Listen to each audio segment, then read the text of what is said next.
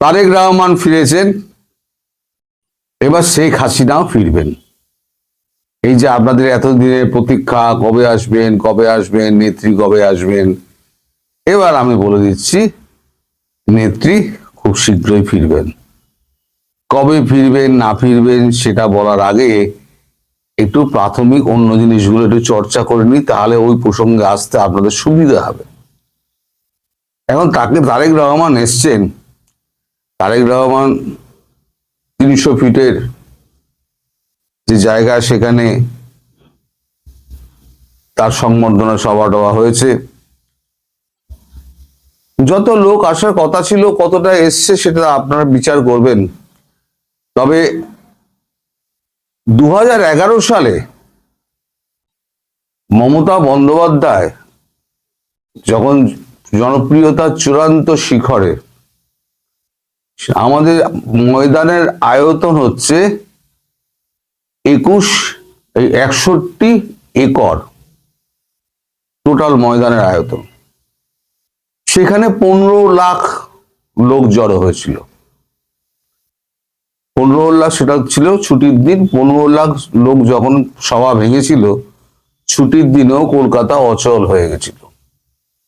এখন 300 ফিটে কত লোক হয়েছে সেটা আপনারা নিজেরাই বিচার করে নিতে পারেন, এই বিষয়ে আমার কোনো মন্তব্য নেই।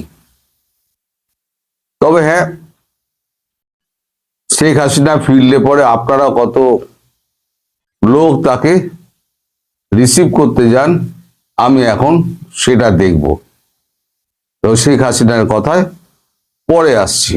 গতকালকে সকালে যে মিটিংটা শেষ হয়েছিল, মুলতুবি হয়ে গেছিল, সন্ধ্যায় সেই মিটিংটা হয়েছে। গতকাল সকালবেলা ইউনূস সাহেব একটা কথা বলেছিলেন যে আমরা নির্বাচনী ট্রেনে উঠে পড়েছি, এখন আর সংযোজন বিয়োজন করার এখন কোন রকম সুযোগ নাই। আর ওদিকে ওয়াকারও হুঁশিয়ারি দিয়েছিলেন যে খলিলুর রহমানকে নিলে পরে তিনি দেশ অচল করে দেবেন। এখন এই খবরটা যখন ভারতের কাছে আসে, তখন সেনাপ্রধান তখন ওয়াকারুজ্জামানকে ফোন করেন, আমাদের দ্বিবেদী সাহেব ফোন করে উনি বলেন যে কারো ব্যক্তিগত পছন্দ অপছন্দ নিয়ে দেশ চলে না, যেখানে আন্তর্জাতিকভাবে এবং বিশেষ করে ভারত যখন চাইছে তখন আপনাকে সেইভাবেই চলতে হবে। এখন ভারত কি চাইছে, প্রশ্নটা হচ্ছে সেটা। ভারতের যে এনএসএ অজিত দোভাল, তার সঙ্গে এই খলিলুর রহমানের সম্পর্ক ভালো, এটা আমি আগেও বলেছি, আবার বলছি, এবং বেশ পছন্দ করেন আমাদের এনএসএ অজিত দোভাল, তিনি বেশ পছন্দ করেন খলিলুর রহমানকে। তো যখনই খলিলুর রহমানকে যখন এ কথা নিয়ে আপত্তি যখন সেনার প্রধান তুলেছিলেন ওয়াকারুজ্জামান, তখন ওয়াকারুজ্জামানকে আমাদের অজিত দোভাল সেনা প্রধান মারফত এই বার্তাটি পাঠিয়ে দেন। সন্ধ্যার সময় তার স্বরাষ্ট্র উপদেষ্টা এবং পররাষ্ট্র দুটো একসঙ্গে, স্বরাষ্ট্র এবং পররাষ্ট্র দপ্তরের তাকে উপদেষ্টা বানানো হচ্ছে। আর এই যে খোদাবক্স চৌধুরী, যিনি শেখ হাসিনার সময় যে গ্রেনেড বিস্ফোরণের যিনি আইজিপি ছিলেন সেই সময়, তাকে ছাঁটাই করা হচ্ছে। এই দুটো ফাইনাল হয়ে গিয়েছে। আর একজন উপদেষ্টার উপরে দায়িত্ব দেওয়া হয়েছে, মানে ইউএস যা বলেছে, মানে আপনারা সবই জানেন, সার্জিও গোরের সঙ্গে কথাবার্তা হয়েছে, যে সুপারিশগুলো সার্জিও গোর করেছেন সেগুলো বাস্তবায়ন করার জন্য একজন উপদেষ্টা, তার নামটা আমি জানতে পারিনি, তাকে দায়িত্ব দেওয়া হয়েছে। তিনি এই আইএসআই, তারপর আইসিস, তারপরে আপনার যে সমস্ত তুর্কি যে সমস্ত লোকজন রয়েছে, তাদেরকে ফেরানোর ব্যাপারে তিনি উদ্যোগী হয়ে কাজকর্ম করবেন। সে কাজটা আজকে থেকে শুরু হয়ে গিয়েছে। এছাড়া জঙ্গি দমন টমন নিয়ে যে সমস্ত কাজগুলো করার সেগুলো করা হচ্ছে। এদিকে জামাতের আমির তিনি বলেছেন যে আমাদের 8 নেতাকে আমাদের এসএফ এর সুরক্ষা দিতে হবে। যদি তারেক রহমান পায় তাহলে আমরা কেন পাবো না? কারণ আমরাই 95% আমরাই কাজ করেছি, এই জুলাই বিপ্লবের কাজ করেছি। 5% বাইরের লোক ছিল, মানে ছাত্ররা যেটা করলো সেটা জামাত খেয়ে নিল। ওই জন্য আমি অনেক আগে বলেছিলাম যে আন্দোলন হাইজ্যাক হয়ে গিয়েছে। এখন মিলছে আমার সেই কথা 1 বছর 1.5 বছর আগে পুরনো বলেছিলাম যে ছাত্রদের আন্দোলন হাইজ্যাক হয়ে গিয়েছে। হাইজ্যাক কার হাতে হয়েছিল? এই জামাতের হাতে, এনসিপির হাতে, কয়েকটা ছেলেপিলের হাতে, যে এখন জলের মতো পরিষ্কার হয়ে গেল। তো তারা এখন চেয়েছে এবং তারা বাড়তি নিরাপত্তাও চেয়েছে। এবার বুঝতে পারছে যে অবস্থা খারাপ হবে।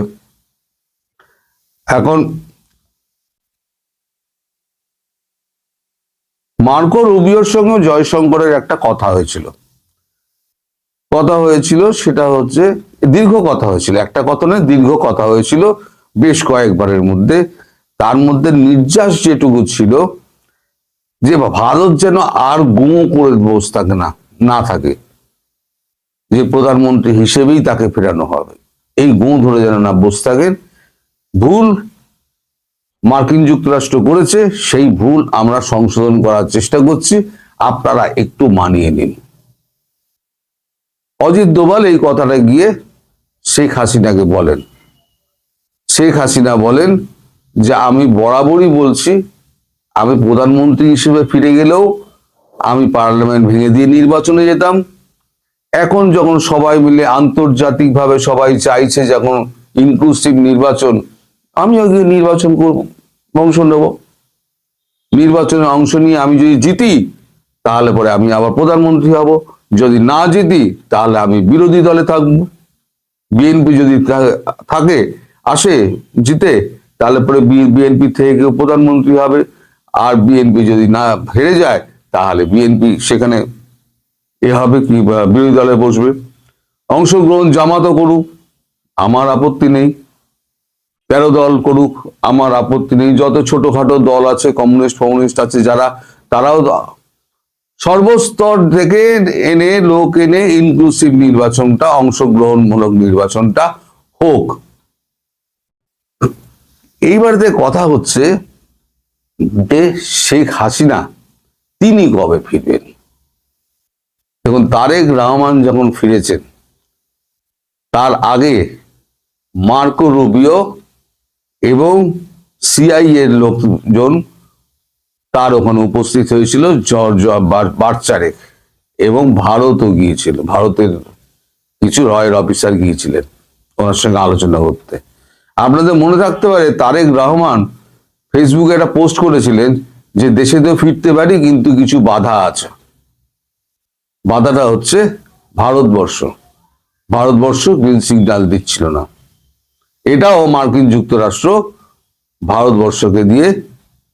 ভারতবর্ষকে রাজি করিয়েছে এবং তারেক রহমানের থেকে গ্যারান্টি নেওয়া হয়েছে তিনি দেশে ফিরে শেখ হাসিনার ফেরার ব্যবস্থাটি পাকা করবেন, নতুবা তিনি যেখান থেকে এসেছিলেন সেখানেই আবার চলে যাবেন।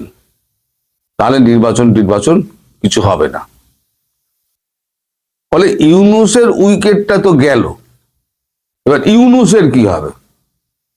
মার্কিন যুক্তরাষ্ট্রকে ভারতবর্ষ একটাই কথা বলেছে, আমি সব মেনে নিলাম, কিন্তু ইউনূস দেশ ছাড়তে পারবে না, ইউনূসকে দেশে থাকতে হবে, দেশে থেকে তাকে কনসিকুয়েন্স ফেস করতে হবে। সে যা উৎপাত করেছে, যা লুটতরাজ করেছে, যা সন্ত্রাস করেছে এবং যা দেশ ধ্বংস করেছে, যা মানুষ হত্যা করেছে, তার কনসিকুয়েন্স ওকে ফেস করতে হবে। ফলে ইউনূস দেশ থেকে পালাতে পারছেন না, তার তো পদও যাচ্ছে, পদও গেল, বলে না আমও গেল, ছালাও গেল।